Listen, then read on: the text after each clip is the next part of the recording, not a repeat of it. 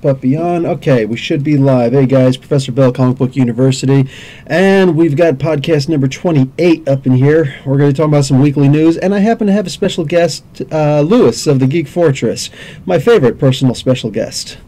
What's up, beautiful? Oh, I hear myself in the background. Yeah. Okay, mute me. I'm tired of hearing my voice already. I don't know how these people do it. All right, cool. Anyway, so yeah, what's up, guys? Anyway, let's. What are we going to talk about today? We're going to be talking a little bit about Action Comics and Detective Comics number 987 and 965. I didn't do a whole lot of research on this really quick, but I did want to. But they're apparently going to be talking about who Mr. Oz is. They're going to actually reveal who Mr. Oz is and who the cellmate for Tim Drake is. And hopefully Tim Drake gets out, because Batman is really depressed right now, and it's sad. And just saying. On top of that, yeah, if they're going to do a reveal for Mr. Oz, I'm starting to question if it's actually Mr. Ozymandias. In fact, let's just get into talking about that right now. No, seriously, think about it, because everybody, it's like, oh, his name is Mr. Oz. Gee, it must be Mr. Ozymandias, right, from The Watchmen. But I don't know. Could you didn't think about that? No, I honestly didn't. I was doing research on it, and I know it's like part one of they're calling it the Oz effect. Wow. How do you sound on your screen? Do you sound do you sound okay? Do you like your voice?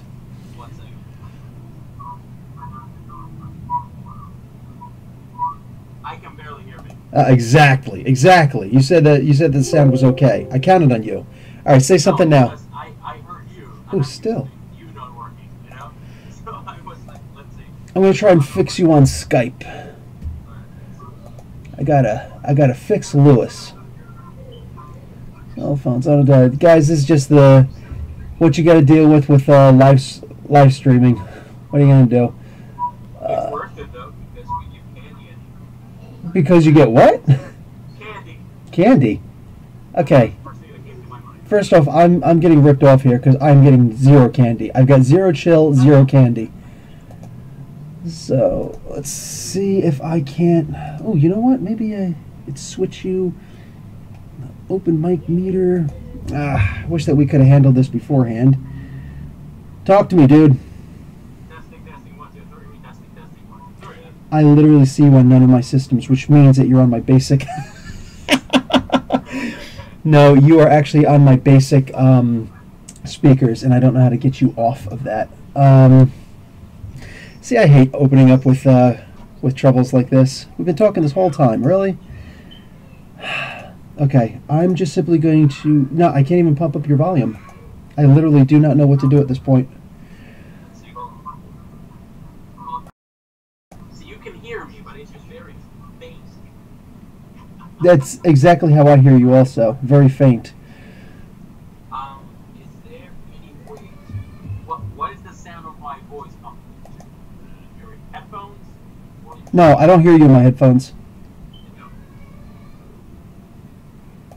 No, in fact, you're coming out of my screen display. You're not even coming out of my... If you're at least coming out of my speakers, then they can hear you out of my microphone. Okay. If you go to audio options, can you change it to speakers? I'm doing that right now, and I don't see anything, man. Like, if you hit, that little, like, megaphone picture thing with the volume? I'm on there right now. I don't see those options. Ooh, and I hear my kids screaming in the background. That's always lovely. Do right-click, volume control options. Oh, yeah, on the speaker. Yeah, volume. And there's one that says speakers and one that says speakers headphones. Wait, on what? Okay. You know that little on the bottom right corner of the computer? Okay, that's what you're talking about. Okay, yeah, I'm here. So now what? Right-click and then hit volume control options. Yeah, I'm there. So now what? Now hit speakers. Ah, gotcha. And hit OK. Talk. Talking. Yeah, see, that's what I hear, but that's not what I want to hear. Nope. I need to put you on here. Okay, well, you can hear yourself? Yeah, I can hear myself. Ah, J. Scott Garibay. Hey, what's up, buddy? Yeah, he is faint, isn't he? Man, Nerdarchist Extreme. What's going on, buddy? I just saw you subscribed recently. And Tom Harris. What's up, buddy? Hey, Tom, are you Timo Harry? Oh, you all have a good weekend. Stay nerdy. I think that's Team O'Hara. I think that he comments in that regard. All right, either way. Yeah, so you're fake, but you know what? We're just going to have to deal with that. Maybe I can even put the microphone over here. Tell me how you sound right now, because we're just going to get into this. Okay, let me see. La donna immobile, molto malpenso. Let's see. This is about a couple of seconds behind, so.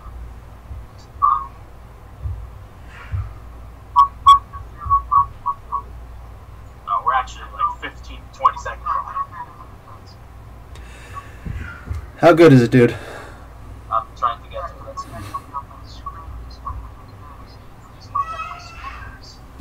I haven't even in the version on YouTube. I haven't even told you yet about the right clicker. So let's see. Oh, okay. No, that's unacceptable. You're actually on the delay because I'm actually talking to people in chat. Okay, listen, dude. You're just gonna have to. We're literally just gonna have to deal with it as it is. All right. So Well, here's I the see deal. the chat. I see the chat. Yeah, the chat, like chat's already discussing with me, man. Okay. Oh, you know what it is? I paused it. Yeah, I know. That's what I'm saying.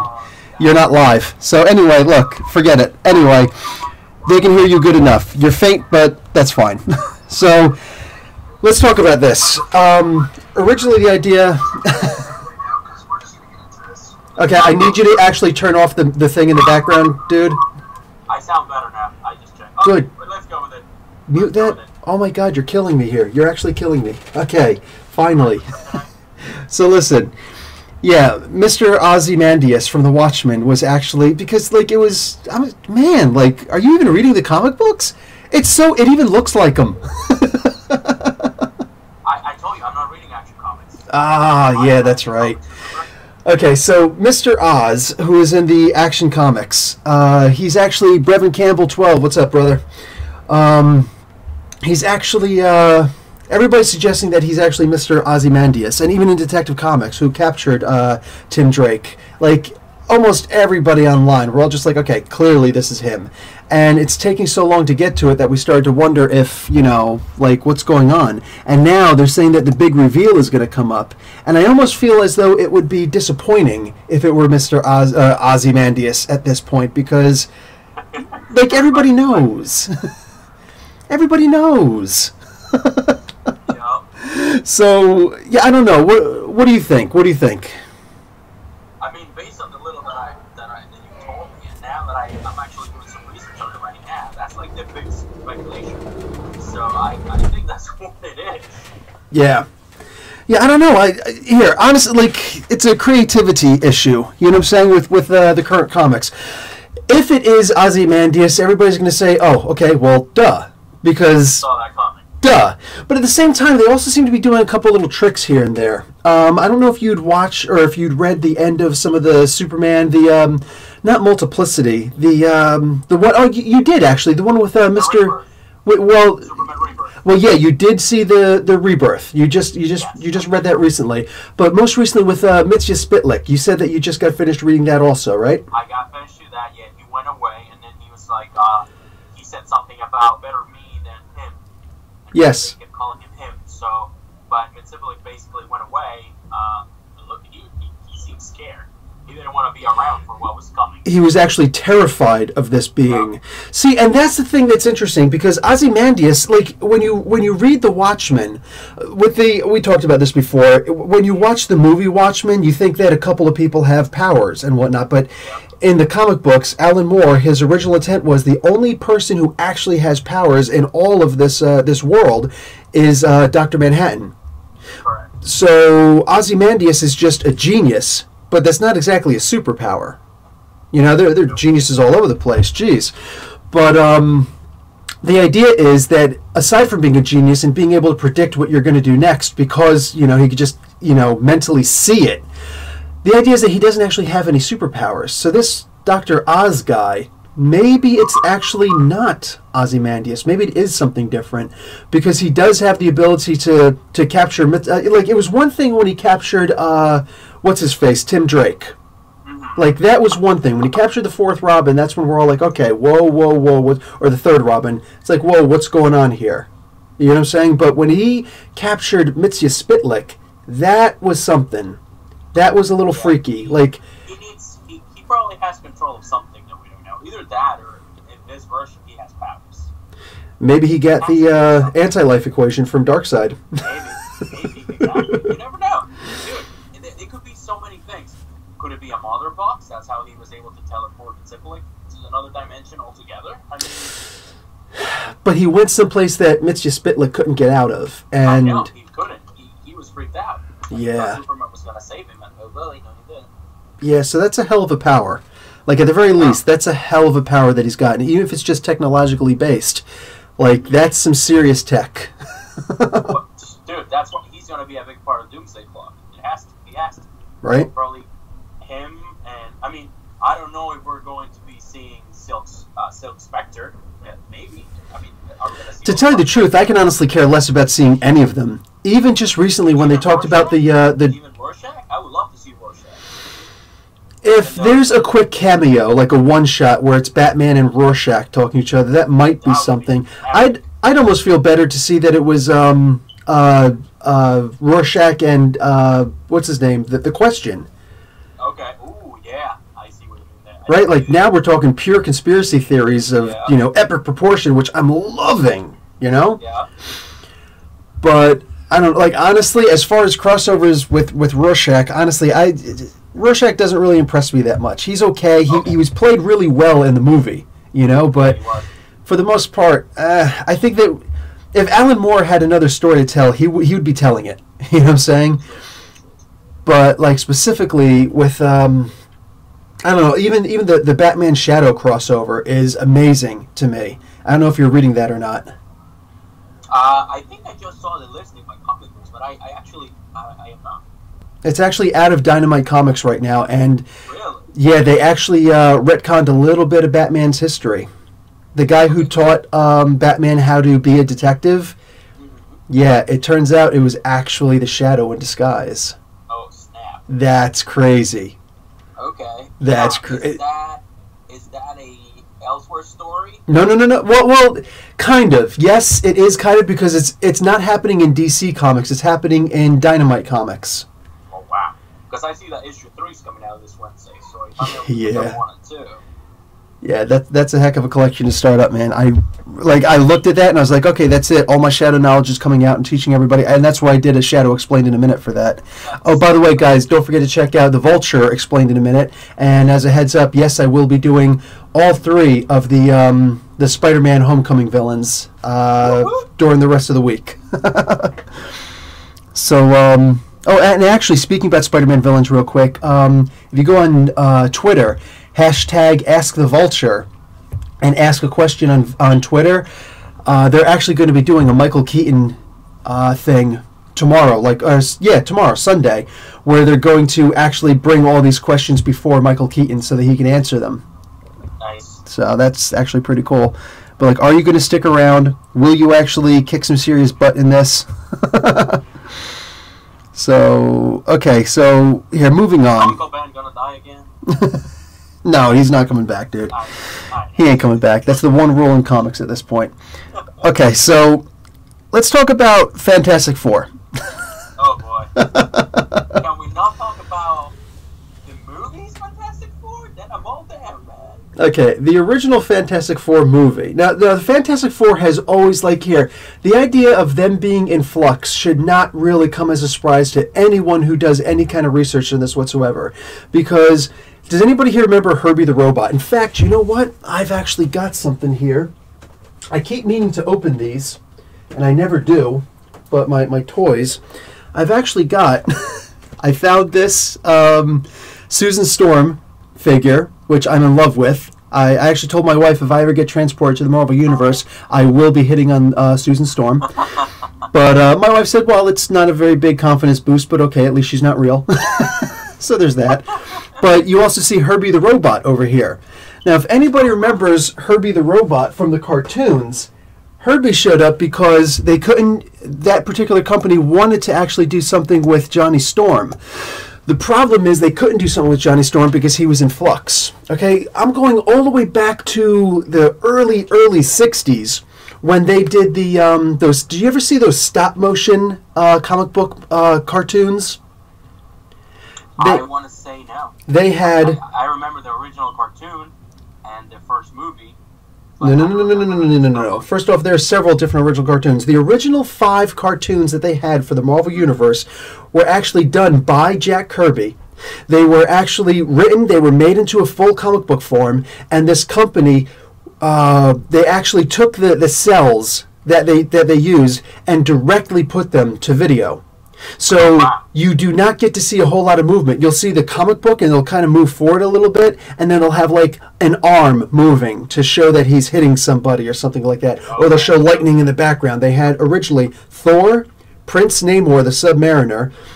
They had the Hulk, they had Iron Man, and they had Captain America. Those were the original ones they had. Now, they didn't actually want to use the Submariner. Because that was the first super character that Marvel ever had. Can't really say superhero, he wasn't really a hero. But what they did do was they actually wanted to have Johnny Storm or the Fantastic Four. They couldn't do that, though, because somebody else had already purchased the use of Johnny Storm. The problem is it never came to fruition. So you're always wondering, how come Johnny Storm, because Johnny Storm was actually the most popular character. He was more popular than Iron Man. He was more popular than Captain America at the time. Like, he was the kid that everybody's like, dude. And they would have done Spider-Man also. They also wanted to do something with Spider-Man, but Spider-Man was already purchased, and that was, if you remember, the original Spider-Man cartoon. Yep. Yeah, that was the one where they didn't even really draw his webs for the most part. They just, on his costume. I actually remember before the 90s cartoon, the one that the theme song was really epic. Mm-hmm. And before that, I used to watch the original Spider-Man cartoon. Like, when I first started, they used to show it Saturday mornings. They show a lineup of, 70s, 80s, 90s, and, not 2000s. There were a bunch of Spider-Man cartoons before that. And you know the one that the animation is so bad. I don't know what year it came out, but it was color already. Yeah, it was in color. The one where they had that original song, Spider-Man, Spider-Man. Yes, that one. Yes. That was the original cartoon that had actually come out, yes. After that, they wound up eventually doing Spider-Man and His Amazing Friends. I don't remember if you remember that. Yeah, I never watched it, but I do remember. Ah, dude, you missed out on so much. They had the X-Men. That was actually where they had the first appearance of Wolverine. He was played by an Australian voice actor. Nice. Yeah, he pulled out his claws. Shish kebab. But anyway, yeah, with those, there was always, the Fantastic Four was always in flux. There was always, you never knew what characters they were going to be able to use for this, that, or the other thing, because all these different companies, they were always pushing them out. And of course, with the movies that we have currently today, that happened because of Marvel's bankruptcy. Scott Garibay, crikey. What do you call it? They actually had, Marvel went into bankruptcy in 1996, 1997, because they were doing pretty much what they're doing today, pushing out as many comic books as they possibly could, pushing out as many different variant covers as they possibly could, saturating the market, and they wound up screwing it up literally for everybody. Mind you, the first variant cover was not Marvel's fault. Do you know the first variant cover? Go for it. It was Superman, dude. Man of Steel. Oh. Yep. I thought we were talking Marvel. That's why I was like, yeah. No, that's why I said that Marvel was not actually responsible for the first variant cover. The thing is that they took it and they're like, hey, variant covers, that's a great idea. We'll get them to buy the comics twice. And then they took it around. They were like, let's get them to buy the comic, 4 times with X-Men #1 back in 1992, I think that came out. Oh, man, yeah, so they absolutely obliterated the market. They saturated it. And, it was one of those things where, DC was doing good. They were doing really good. They had the death of Superman. People went crazy. And just, boom. Yes, Scott. The first Shiny Mylar cover was actually Venom. It was actually a Spider-Man issue #1. And, what do you call it? Then they wound up doing it with Venom issue number, I want to say 50, but I don't think it was 50. But anyway, they did, all that stuff, and they flooded the market because they saw that people went crazy buying Death of Superman. You know what I'm saying? All four of the issues individually, but especially the fourth one where he actually died. People went nuts buying those because it was just, they're like, wow. And there was the idea that, wow, these can actually be more expensive than baseball cards. These can be worth more. I can just grab a whole bunch of these and sell them when I'm older, and it's a great investment. And it was literally like the difference between a Wall Street business tycoon who understands how the economy works and how to actually invest in gold and, other petrol and all sorts of things that will actually make money, as opposed to a guy who lives in a trailer park, no disrespect, but who grows up thinking that, if I collect NASCAR and Elvis Presley plates, that's what's going to be my investment in the future. Like, that was literally the difference. And Marvel looked at it and said, you know what? Boom! Prophet Liefeld had some amazing Mylars. He really did. He absolutely did. But yeah, when push comes to shove, Marvel went crazy with that stuff. So because of that, they wound up going bankrupt. And the best thing they could do was, unfortunately, they wound up hiring Avi Arad to be a part of this. Now, Avi Arad, he's a really brilliant guy. He's a very smart guy, but he's also a self-serving grub, is what he is. And he's still attached to the Spider-Man Sony properties. He's the one responsible for pushing Amy, what's her name? Amy Watkins? Amy Adams? No, not Amy. Amy Pascal. Yeah, pushing Amy Pascal to say, okay, wow, you got this really great deal with Marvel that, by the way, saved your career, because she was about to be fired because of her leaked emails. She was actually about to be fired because, remember when Sony had that huge leak? Yeah. Yeah, she was about to lose her job and, just boom, done. You're gone. No coming back. You're gone. But what happened was that she was working with Kevin Feige, and Kevin Feige and her, they made a deal. They said, listen, let's just combine the universes. And it was already signed. So they were like, okay, well, it is signed that it has to be with her, so we kind of have to keep her job. So that's how she was able to keep her job. So what does she do? Just recently, it was about a week and a half ago, she announces, oh yeah, the Venom and Silver and Black and Silver movies, which are going to be obviously Venom, and then the other one is going to be Black Cat and Silver Sable. Those movies are going to be a part of the Marvel Universe, when originally it was declared that no, they absolutely would not, because that would be disrespectful. You know what I'm saying? And Marvel doesn't want to be, Marvel proper doesn't want to be associated with anything that Avi Arad's doing, because he's the jackass who made Spider-Man 3 into Disco Duck. You know what I'm saying? We don't talk about that. And the Spider-Man who shall not be named. Like, he's the one who just, all the bad decisions that had really happened in the past, that was really it. I think they should make Patty Jenkins the DC Feige. Here's the thing. Scott, that's a good suggestion, because she did have this one success. Here's the thing. In the DC universe specifically, remember, Kevin Feige's only, and no disrespect to him whatsoever, but his only real contribution to the Marvel Universe is that he's a fan. He's a fan. He remembers continuity. He remembers all these things. So literally, Kevin Feige to Marvel would really be like J. Scott Garibay to Dungeons and Dragons. Literally, it would be, or just in general, role-playing games as a whole. I know this guy from Nerdarchy. He's actually on the channel all the time. So literally, your ability to just pull out a role-playing game, a name, just anything, any random knowledge, that's what Kevin Feige does. He never really worked with Marvel before. He was just one of those guys who was in movies, and he was really good with this stuff. Now they shouldn't.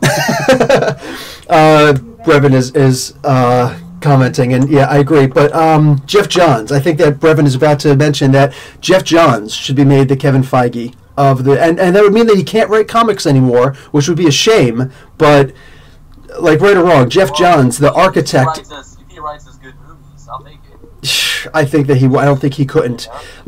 He's the guy he's the author behind Blackest Night. I mean, that alone. I'm still waiting for a Blackest Night movie, even if it's an animated movie. The animated movie's coming out. Yeah. I think after Batman Harley Quinn, they should do Blackest Night. Just throwing it out there to see if you're watching this. It would be nice. It would be nice, and they do own all of their properties. Exactly. And that's what pisses me off about DC, dude. They have literally this universe in their hands, and you have Marvel that is divided into 6 different companies. Marvel's all over the place. Marvel finally got the rights back to the Hulk, and at about the same time they got the rights back to Namor. That was from Universal. Yeah. The problem is they got the rights back to the movie, but they don't have the distribution rights, which means, oh yeah, we can absolutely make the movies and we'll get the money from the movie and all that stuff, but only in the theaters. After that, if it goes to DVD, VHF, if we go back to VHF, yeah, Blu-ray, VHS, we might as well talk about Betamax if that's the case. If it goes to any of those, Ultraviolet, Universal is the one who will have that, unless they voluntarily give it up. And why the hell would they ever give that up? They wouldn't. Say? They would never. They would never. It wouldn't make sense for them to do that. It's like, let me get this straight. You're going to make the movie, spend the movie, cast the movie, do everything it has to do with the movie, but we're the ones who get to sell all of the distributions? Psh, they would never get rid of that. T-shirts, action figures. Yeah. Ooh, Garibay, the Namor Thing fight was awesome. Which Namor Thing fight? You have to be talking about the comics. I don't remember it being anyplace else offhand. AVX, yes. Yes, pretty much anytime they fight. But at the same time, Black Panther versus Namor was pretty cool, too. He actually killed him. He actually killed Namor. They're saying Jeff Johns and John Berg are already the Feige of the DCEU. Here's the thing. Here's the reason why I wish you were right, Brevin, but you're wrong. The reason why it's wrong is because they still have a lot of authoritarian control in DC. Jeff Johns finally got rid of, what the heck is his name? The president of Marvel Comics Ltd. They actually finally bumped him. They keep him around. He's actually a racist pig. Just seriously, that's what he is. He's an old racist pig. He was actually best friends with Avi Arad, and just they started their companies together, Toy Biz and this guy. And now they booted him out after Iron Man 3, I think it was. They didn't like the way that Iron Man 3 came out. They're like, listen, this guy's got too much say. So listen, from now on, Kevin Feige doesn't have to report back to this guy. I want to say Martin. I can't remember his name. I don't really care. Anyway. Well, Dan Buckley is the president now, I believe. Who? Dan Buckley. I think he's the current president of Marvel. Marvel Comics, but I'm talking about the LTD, the whole thing. He's a very reclusive guy, very rare to get a picture of him. In fact, the last picture he got, no disrespect, don't anybody take anything to heart with this, but literally the last picture that they got with him is him shaking hands with Donald Trump. And it was a surprise that they even got that picture. He's extremely reclusive, this guy. So, and he doesn't have, that's a funny thing, he's got a certain amount of power, but he doesn't have all that much power. In fact, Marvel themselves, the idea that this guy met with Donald Trump and gave him a donation, Marvel was so upset that he did that, like as a whole for the comic books, they actually made that MODOK version of Donald Trump. Yeah, he didn't like that at all, but whatever. But it shows you the level of power that they have in Marvel. Like they're all over the place. Like this guy's in charge of this guy's the president of that, this guy's the president of that, this guy over here is the president of that. They're all over the place. But as far as the MCU itself, not the TV series, not the Netflix series, but the movies itself, that's actually Kevin Feige. So if they could give Jeff Johns that kind of sole power where his decision is law, then he would be the Kevin Feige of the DCEU. But he's got equal shared power with everybody else who's, producer / executive producer, and that's, it's not cool. It's not cool. So they're not giving him the creative freedom that he needs to do what he's doing. But he's trying. He tried to rewrite the Batman, literally, quote unquote, the Batman movie. And just whatever. We were originally talking about the Fantastic Four, but yeah, they're apparently going to be rebooting the Fantastic Four at this point again. The original movie was not even straight to DVD. You could originally only find it on bootleg. I believe you can still find it on YouTube at this point.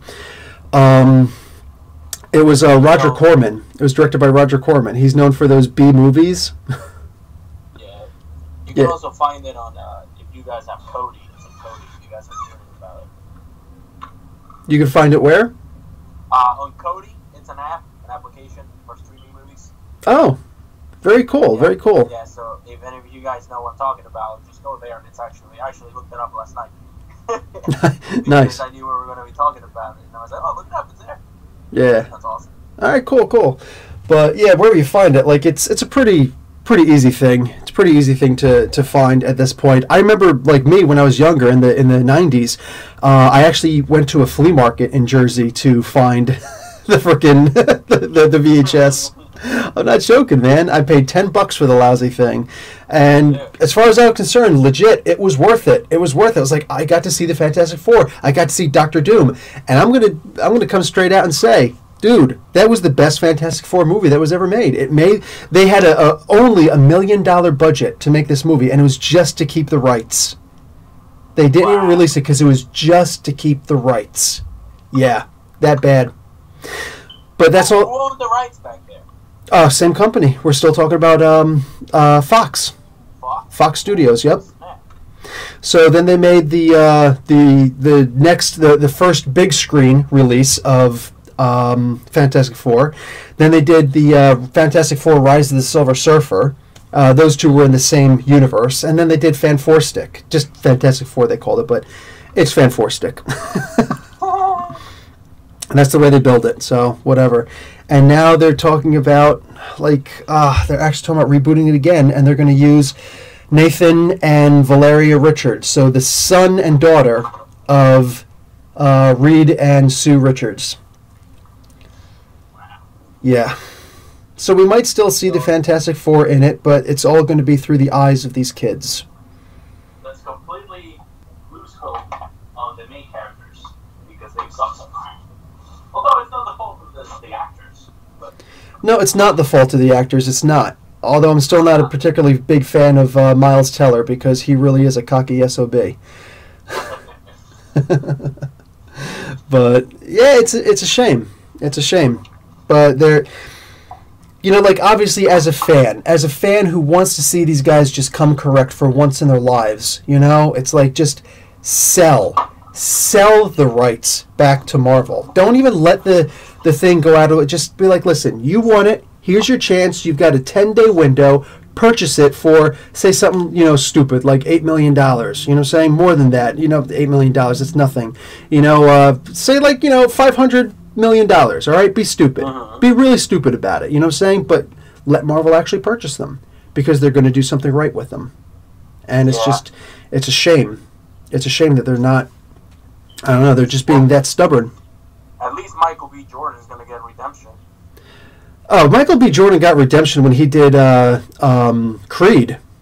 Oh, that's true. That's true. Forget about it. He's a fantastic actor. I still to this day, I still claim I do not want to see him as the Human Torch, because it unless you're going to make Susan Storm black also, I don't want to see, because no, they're not adopted, and if you've read the Fantastic Four comics, you know that the family dynamic is such that an adopted family is not nearly the same as them being together, because everything that happened with their mother dying, with their father having to go to jail and then being killed right in front of their eyes, if one of them just looks at him as a stepfather, or the father I never had, or whatever, it's not the same. They're killing that. Yeah, them growing up together and just all the crazy stuff that they went through, I don't see it being the same.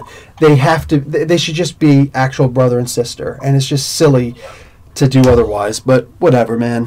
Whatever. People are going to do what they're going to do. I do, however, feel that the rights should, not just the rights should go back, they should actually just sell the rights back and then start making discussions with Marvel, because they're coming up, they also own the X-Men franchise, you know what I'm saying? And they're about to do this, they're going to try and redo this Dark Phoenix saga. Man, they're not going to do good with this. It's already, all the things that they're saying, the behind the scenes, it's already starting to look like another Age of Apocalypse to me. You there? Did you die? No, I'm here. All right, let's talk about this Han Solo film. This is the last thing that I've really got to talk about, unless something else comes up. I don't know. Did I cut off?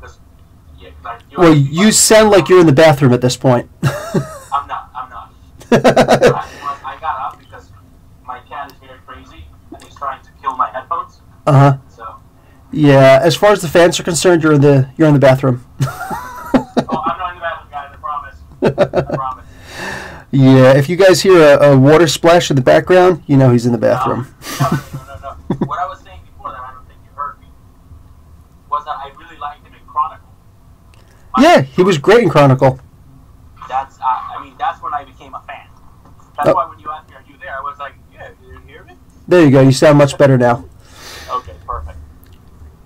So, but yeah, I enjoyed him in Chronicle a lot. I think Chronicle was a great movie, in my opinion.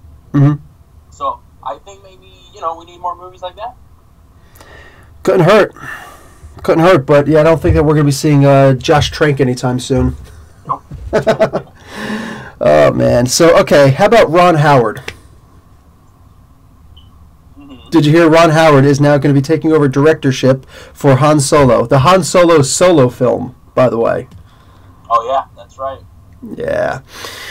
Han Solo. So, you like that? So, Phil Lord and Chris Miller were originally on this. Now, they're famous for doing the Lego movie, for doing 21 and 22 Jump Street, and Cloudy with a Chance of Meatballs, all right? Mm-hmm. So, when you look at it, they're... Sorry about that. What was that? I opened a page because I'm trying to read about the Han Solo movie, and then you're trying to do that now? Start playing. No. I was trying to say when it was announced because I didn't remember when. It was announced earlier this week. Thursday. Yeah. And then it started playing a video automatically. So yeah, go figure. No way. Oh man. Anyway, you suck, dude. No. I just didn't remember the day. I'm playing. Anyway, so they got literally fired because a lot of people thought that they jumped ship and they went over. They're like, "Oh, are they actually going to go and try and do the Flash movie?" Because that's the rumor that had been going around. Because the Flash is in trouble, man. The Flash is in huge trouble, Mm-hmm. So they're saying that they. Do you hear how they really don't want to have the Flash TV show and a Flash movie? Oh, and that was one of dude. the things that they were. You got to understand something, man. That's the way that DC has always been. The way that DC movies have always been is that, listen, if we're going to do a movie, the guy who's doing the movie has full creative control. You know what I'm saying? In the sense of, if he doesn't want, for instance, if somebody were going to be doing a Superman movie while Smallville was in season 3, there would not have been a season 4 of Smallville. I know. Yeah, you're right. You're absolutely right. That's the way they are. The reason why, Arrow, greatest show on TV for that first season, even the second season. You know what I'm saying? I love it. Yeah. I love Smallville. The third season completely fell off. You know why? I was like, what? Yeah, the third season completely fell off the charts because they said, okay, here's the deal. Here's what's going to happen. We're about to do the DC Cinematic Universe. We're about to make Batman, and all that stuff. And we're going to have Deathstroke in there. And we don't want Deathstroke to be in the TV series. Yeah. So, boom, done. End of story. So they were already starting up with the Suicide Squad in there at... you got to see, what's his name? Deadshot. They had Deadshot. They had, Deadshot was good. Deadshot was really good. I enjoyed that Deadshot, by the way. I really enjoyed that version of Deadshot. Yes, and they had, as far as I'm concerned, literally, I liked him better than Will Smith. That's no disrespect towards this, that, or anything else. He didn't feel the need to always show his face. He was literally I'm all about the role. I'm not about getting that cheese moment, unless it actually calls for it, Yeah. And who was Michael Jai White? Michael Jai White. Who was he playing? The guy from Blood and Bone? Oh, wasn't he? Hold on, I'm having a break. Can't remember the name of the character, but he had those Wolverine-looking claws. I know who you're talking about. Yeah. I don't remember the character. Yeah, he wasn't he wasn't a steady for the Suicide Squad in the comics, but he'd appeared. So they had him. They had all this good stuff going on, and for what? For what? You know what I'm saying? Then all this, and then at the very end, the last episode, they had they were walking by and you saw the Harley Quinn name in the road, and then you hear her laugh. I know. And it was oh. Are they really going to put Harley Quinn in Arrow? Holy crap. And it was an explosion, just wow. So epic. And then what did they do? They said, oh, well, we're also going to be doing a Suicide Squad movie. We're going to get on writing that pretty soon. We expect it to go in. So they literally just okay, Arrow, you can't use that anymore either. No. So they rushed to try and fix the whole, okay, we can't use Deadshot anymore, or Deathstroke anymore. Okay, fine, we got a backup plan. We'll just rush it. And it was still going good, and then they killed that also. Killed that, and then for what? For what? So Suicide Squad didn't work out so well, did it? Suicide Squad really didn't work out that well. But it worked out well enough. It kept the franchise going. It kept the DC universe going, you know? But the idea is that it actually screwed up Arrow so bad that people stopped watching Arrow. I stopped watching Arrow. I know, dude. Unfortunately, I have to say that I'm also behind on Arrow because it got boring.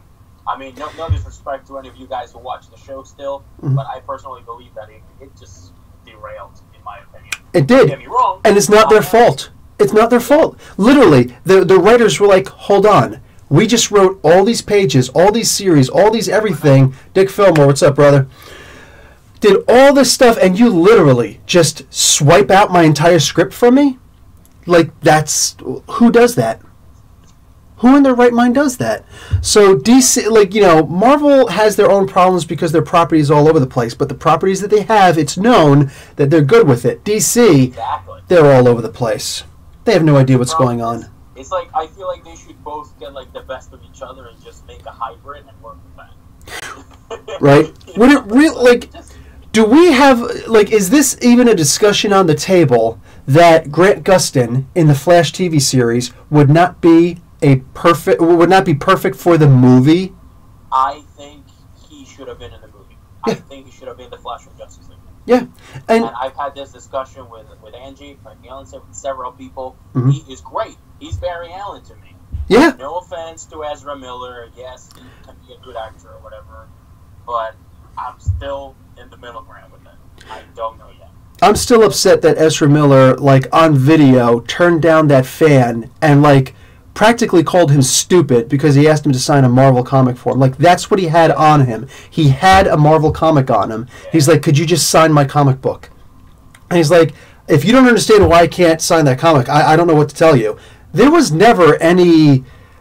You can't tell me that was in his... Like, he didn't say, and nobody came out and said it's in the contract that you can't sign a Marvel comic. That was literally all him. And there's just... Like, you don't do stuff like that. That was just immature. That was, and I hope that he really regrets it. You know what I'm saying? But, like, that was just immature. That was unnecessary. Yeah, and it's weird because when they first showed him that he was going to be the Flash, he had the long hair and everything. Yeah. You know? He looked like a muskrat. Whatever. The thing that kills me is... Yeah. What a me. I see what you did there, Dick.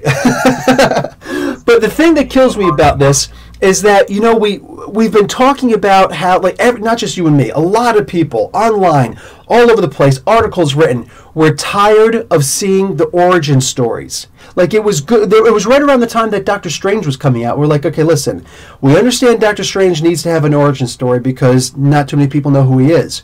Yeah. But we don't need to see another origin story for Spider-Man. You know what I'm saying? We don't need to see Uncle Ben die again. We don't need to kill an entire movie on a freaking origin story again. Nobody needs that. So likewise, you know, Marvel was saying, yeah, we're going to try and stop doing, you know, origin stories like all that. And like they didn't do an origin story with Black Panther. No, that's right. They didn't. They just, boom, they just hit it. And they hit it home. They hit it home run, man. Oh, yeah, you know, pop fly to the next stadium. Somebody else from a different team caught it and was like, technically, it doesn't count. So, boom, it was awesome. So they don't need to do origin stories anymore. And if they would have simply used Grant Gustin from the Flash TV series, they wouldn't have needed to do an origin story. It's already been done. I know. Like, and it was actually done in Arrow. Yeah. So yeah, just so fail that they're not going to use him. Because of course, if they could use him, then they could use the greatest Green Arrow. No disrespect to anybody else who's ever voiced or played the Green Arrow before, but I would love to see Stephen Amell as Green Arrow on the big screen. Yep, I agree. Yeah, this dude is he's just one of the nicest, coolest, best actors in the world. He is. And he's a really nice guy in real life. I actually met him. He is really nice. Yeah, I agree. He was shy because it was his first big convention. Can you imagine your first year as Arrow, you come out of nowhere and now everybody wants your autograph, and he had a line that went out the freaking door. Yeah. You know? So he was like intimidated. I don't blame him. I would be too. But he was cool. He was really cool. Yeah. Yeah, I believe it. Very cool. Dick Fillmore makes a good point. I wonder who was the active Black Panther before Civil War, T'Chaka or T'Challa. I'm assuming that because we've already established that he's in the trailer, the teaser trailer that happened with Black Panther, that T'Chaka is going to be in it again, but just his voice, at least. Just his voice or maybe in flashbacks. So I'm pretty sure they're going to show that it was actually him. But they'll show a flashback of like the passing of the mantle. That would be like the only origin. I think so. Yeah. Yeah, just oof, it's looking good, and I can't wait to do more. I can't wait to actually have the time to get back to doing more explained in a minute characters for or Spirit of what's his name, the Black Panther characters, because I did Manape. And then all of a sudden I just realized, like, okay, I know I want to do Black Panther, but I need to get onto these actual characters who are coming out now, like Spider-Man Homecoming and all that stuff. But I still have to do Killmonger. I still have to do, we just discovered that Tilda Swinton. No, not Tilda Swinton. Tilda Johnson, I think her name is. The Nightshade is going to be in the movie, too, which is nice. She's currently in the... Occupy Avengers comics with Hawkeye and Red Wolf. So, yeah, I'm going to have to explain her also to a bunch of people, but whatever. Anyway, so here, back to Han Solo. We just get off the subject so easily, don't we? I know, it happens. The Han Solo film. So, Ron Howard, all right, this is, you know Ron Howard. He played Richie Cunningham and Opie from Mayberry.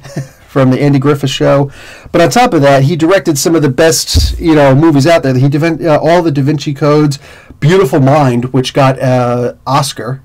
You remember Beautiful Mind? I do remember Beautiful Mind. Yep. I've seen it a long time ago, but I do remember it. Speaking of which, Jennifer Connelly, who recently liked one of my posts, and I told my wife she's on notice. My wife keeps on getting put on notice, but yeah, the incredible Jennifer Connelly is actually supposed to be in Spider-Man: Homecoming. It was just announced yesterday. Oh wow! Yep. Han Solo will act like Fonzie now? No, no. I remember him mostly from Apollo 13. Yes, he was in Apollo, or he made Apollo 13, Cinderella Man, Willow. Do you remember Willow? I do. Oh, just one of the best. Like, that was the Dungeons and Dragons movie before they had Dungeons and Dragons movies, Yeah. Like, which hand has the power? His first directing thing, and I watched this movie years ago, and I didn't know. Remember American Graffiti? That was his first big boom. Yes. First big thing. Yeah. But he also did Splash, which is what basically put Tom Hanks on the map. Oh, wow. I did not know that. Yep. What do you call it? And Jessica Hahn. No, not Jessica Hahn. Jessica Hahn was that was that crazy dude. His wife for a while. Anyway, whatever. Daryl Hannah. He put Daryl Hannah on the map also for the most part. She played the mermaid in Splash. But a lot of people were upset that Phil Lord and Chris Miller were taken off the movie, and they started actually referring back to Edgar Wright, how he was taken off of Ant-Man. They said that he was on this film for 8 years, and he wrote it, and he was going to direct it, and he was going to do all the stuff with it, and then Marvel just booted him. They got rid of him. Bachelor Party is the best Tom Hanks film. Really, not Mazes and Monsters? Bachelor Party was good. Wait, you know what? I'm actually trying to remember Bachelor Party at this point. I actually don't remember Bachelor Party. I'm sorry. I'm going to have to try to remember that one. But, what do you call it? Anyway, no, Tom Hanks has been in a lot of movies. Frickin' Forrest Gump. What was that, the World War II invasion movie that he was on? Yeah, Han Solo is 3 weeks from wrapping up. That's a really good point. Sorry, Dick, I don't remember Bachelor Party. I can't remember it right now. You got to remember, man. During that time, like how many house party movies came out, right? How many parties where they did some kind of a big part? Like that was what movies were back in the late '80s. It was always like we're gonna have some kind of party, Risky Business, all that stuff, man. They all blended in with me, right? I'm sorry, but Donkey doing cocaine. Oh, come on. Okay, you know what? dude, if it's not on Netflix, I'll actually go out and I'll find the movie. I'll rent the movie. So I don't know where you're. Actual donkey doing cocaine in that movie. Right? I think I'm actually gonna have to go out and find this movie now because that sounds good. That sounds funny. And ass cocaine. No, more specifically, I want to see if they had the disclaimer at the end of the film. No donkeys or actually got high during the making of this film. Can you imagine all the complaints after that? Oh my god. Wow. But like, is he in rehab at this point? Wow. Did he have to go on lithium or something like that? Or anyway, so a lot of people are upset at this. Listen, Chris Wright. Oh, for crying out loud! See, I'm all over the place now. Right, the guy who was originally on. See, now I'm all over the place. This is why I can't pay attention to the freaking chat. They're the enemy. What do you call it? The Robin Wright. There we go. Thank you, Robin Wright. When he did the Ant-Man thing, Edgar Wright. Thank you. Thank you. Okay, he put us back on track. Nick, you are saving the day so many times right now. When Edgar Wright went and did the Ant-Man movie, all right, he just recently went on and he said a lot of people were he can't help too. A lot of people were calling on him and saying, hey man, Marvel's disrespecting, more specifically Disney. Disney's doing the same thing to Phil Lord and Chris Miller that they did to you. They did all this work on the movie, just like you did, 8 years on this movie, and then they booted you. They let you go. Two things. Edgar Wright mentions, he says, no, they didn't boot me. I left. He left because he didn't want to get into, he just wasn't interested in the whole expanded universe thing. He just wanted to make his own movie and not be hammered down with it. That's the reason why after Avengers Age of Ultron, Joss Whedon left, He was just like, it's too much dealing with all these characters to begin with, and then on top of that, having to factor in all the things that you Marvel guys want me to factor in too. I can't do it. So he also says, the second thing he says is, a lot of people are saying I did 8 years on this movie. He says, no, for 8 years I had it in mind, and I worked on it a little bit, but remember, during that 8 years, I also wrote and directed 3 full feature-length films that were also technically in its own universe, So he's like, no, if you really break it down, I think I maybe worked on Ant-Man for a year. That's why he didn't have any major problems with letting it go. It was just something that was always on the back burner for him until he finally, got something done. And then he's just like, you know what? That's not the direction I want to go. So it was not that big of a deal for him to turn over the script. It wasn't that big of a deal at all. What do you call it? But so here with Phil Lord and Chris Miller, what's been coming out from people close to the film, they've been saying that in reality, all they've ever done are comedy films, and they don't really want the film to be a comedy. They they're making Han Solo into a he's a funny character, and he's supposed to be more of a sarcastic character. Yeah. So he's not supposed to be goofy like they've been doing in the Lego movie and the 21-22 Jump Streets and all that crazy stuff. They're not trying to make Cloudy with a Chance of Meatballs Part 3, Mm-hmm. So that's the reason why they let him go. And they brought Ron Howard in, who he is an industry superstar. He's a mega rock star. On top of that, he's also going to understand that, listen, this is not my film. It doesn't matter if I'm the director. It's not my film. I don't own this film. The big bosses do. So it's kind of a maturity thing. The way that I'm looking at it, I'm viewing at it, is that it's a maturity issue also, A lot of people are saying, oh yeah, he's going to be a good corporate yes man. No, Ron Howard is not a corporate yes man, and that's, I get it, the people who like these newcomers, Phil Lord and Chris Miller, but when push comes to shove, come on, man. They're not gods in the freaking industry who've done a wide range of many different kinds of film. No, they've done they're literally one-trick ponies. They're a 3-legged dog. You know what I'm saying? And that's not to insult them. It's to put the perspective into place that they're not, you can't trust them necessarily to just do the kind of movie that they want, because they're saying, listen, he's sarcastic. He has to be a sarcastic character. Because, to be honest, I don't even care about seeing a Han Solo film. I want to see a Boba Fett film. You know what I'm saying? Oh, stop it. I would die. I could care less about a Han Solo film. Who cares? Make a Boba Fett film and have Han Solo in it. You know what I'm saying? Do that. But if they're going to be making a Han Solo film, fine. But yeah, he's not supposed to be a silly, slipping on a banana peel, and I don't want to see fart jokes and the other bodily function jokes. That's hopefully they find middle ground. Right. That's all that these two guys do. That's all that they do. Who's the guy who's gonna play Han Solo? I forget his last name. Yeah, can't remember his name. Alden something. I don't remember. It's a weird last name. You can look it up. Just try to mute it if a video shows up. But yeah, man. Anyway, it is 11:30. I can't pronounce that. Alden Ehrenreich. You could always put it in the chat, and I could pronounce it. Okay, that's what I'm doing. Let's do it. Yeah, it is getting close to bye-bye time because No bye-bye. I like you. I promised that I had to go to a powwow, literally. Alden Ehrenreich. Ehrenreich. That was my next guess. I know. You were almost there, man. But what do you call it? No, and honestly, this could be good for the guy because I never heard of this guy. This could be the film that puts him like literally not just on the map, but literally square center on the map. You never know. Apparently, he was in Beautiful Creatures, Hail Caesar, Stoker, and Blue Jasmine. So a couple of those are kind of comedies. Go figure. The other two are like thrillers. I've never seen any of those movies. I don't get the chance to watch movies anymore, I'm always on my comic book channel or over a Nerdarchy, which, by the way, guys, don't forget, seriously, legit, support Nerdarchy.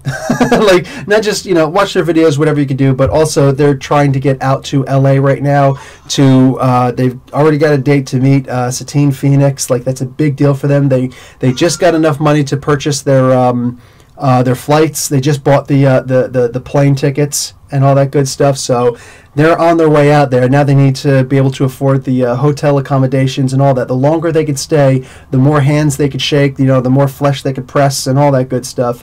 Literally, this is that fulcrum. This is that turning point that pivot point for Nerdarchy that they could just boom, explode. And I'm really looking forward to the idea of seeing Nerdarchy go to that next plane, like the planar shift, So support them if you can in any way, shape, or form possible.